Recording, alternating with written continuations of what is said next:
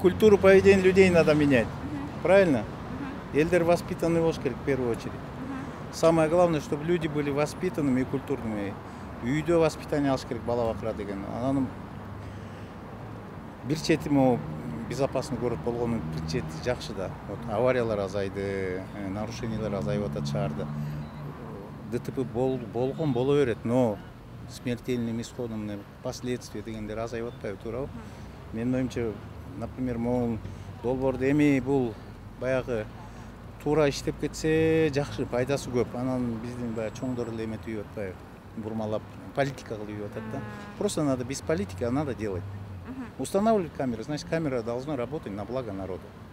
Не на благо чьего-то кармана, а на благо народа. Анан бизди перевоспитать, наверное, еще лет 5, наверное. Элди, маданиятын, элдин маданиятын көтөрүш керек. Элдин маданиятын көтөрсө эле будет порядок.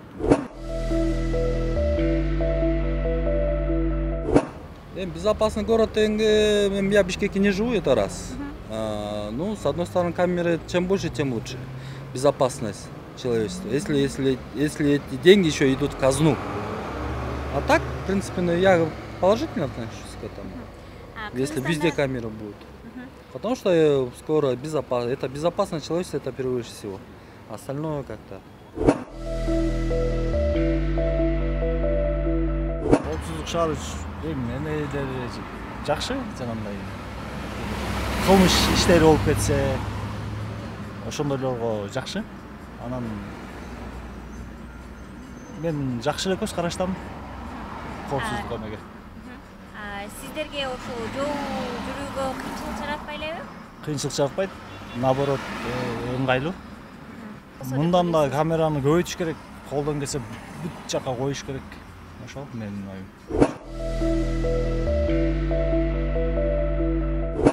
Эми коопсуз шаар болгондо биз жерде эми ал деле бир чети коопсуз шаар тура эле порядок болот да. Жолдо болот, анан бул тротуарларда болот коопсуз шаар. Азыр үйлөрдүн алдына коюп атат, ал деле жакшы, бирок жана штрафы чоң болот атпайбы? 1000 сом. Аябай эле да. 1000 сомдон 5,5 сом. Карапайым элдин чөтөгүнө эле күч келет, башка эч нерсе эмес жок. А так мындай коопсуз шаар тура эле азандыраак болсо жакшы болот.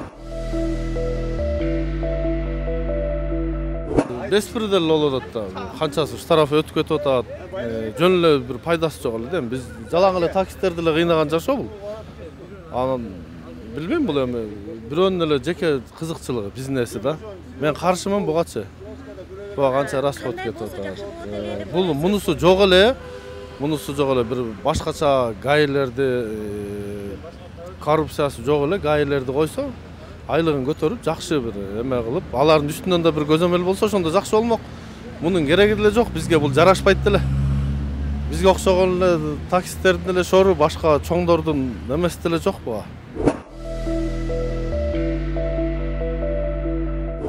Негизи эле бул коопсуз шаар боюнча айтыш деле түшүнүш деле кыйын болуп калды. Бизге ал коопсуз шаарга биздин жолдор туура келбейт негизиненчи.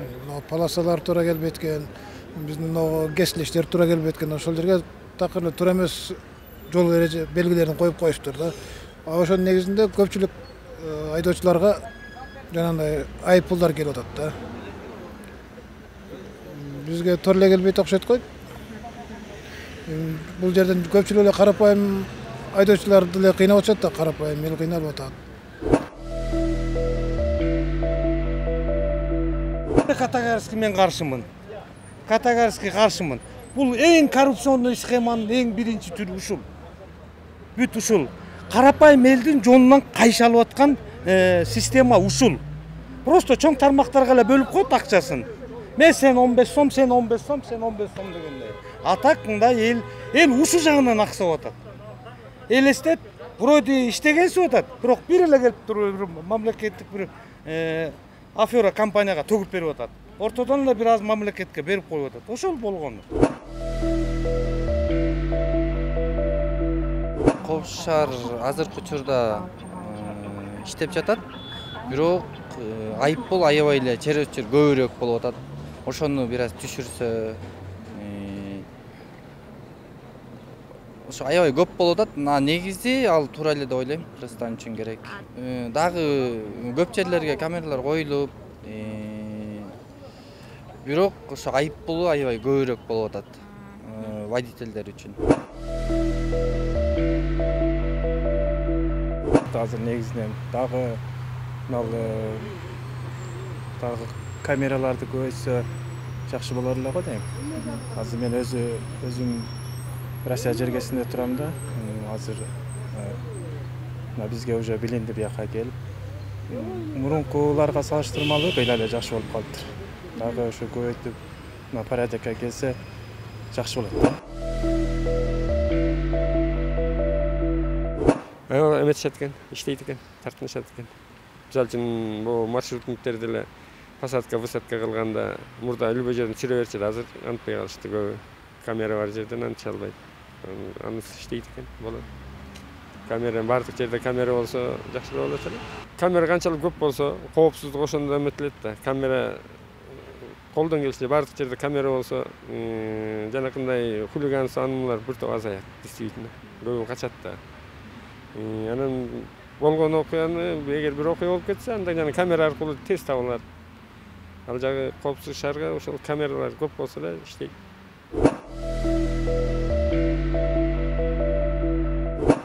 Буга деле бар эле негизи жаман эле көз караш да негизи. Түрөк ношкаларды коюп алышып, анан штрафтар аябай эле биздин мисалы зарплат менен алар штрафы негизи дал келбейт да. Мисалы бир такси иштеп бир күнү бир 1000 сом тапса, ал кичинекей штраф эле 1000 сом болуп атпайбы.